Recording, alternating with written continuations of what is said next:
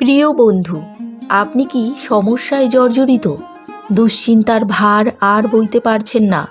প্রার্থনায় অনেক চোখের জল ফেলেছেন, উত্তর আসছে না? তাহলে এই বাক্যটি আপনার জন্য। প্রথম পিতর 5 অধ্যায় 6 ও 7 পদ। পবিত্র শাস্ত্রে বলা হয়েছে, অতএব তোমরা ঈশ্বরের পরাক্রান্ত হস্তের নিচে নত হও, যেন তিনি উপযুক্ত সময়ে তোমাদিগকে উন্নত করেন। তোমাদের সমস্ত ভাবনার ভার তাহার উপরে ফেলিয়া দাও, কেননা তিনি তোমাদের জন্য চিন্তা করেন।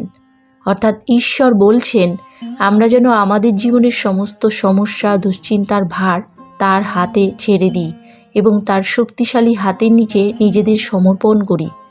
তাই প্রভু যীশু খ্রিস্টের নামে বলছি, এই প্রার্থনাটি আপনারই জন্য। আপনি আপনার সমস্ত সমস্যা, দুশ্চিন্তার ভার প্রভু যীশু খ্রিস্টের হাতে ছেড়ে দিন এবং প্রার্থনা শেষে আপনি আর দুশ্চিন্তা করবেন না। আপনার প্রার্থনার উত্তর খুব তাড়াতাড়ি আপনি পেয়ে যাবেন। আমেন।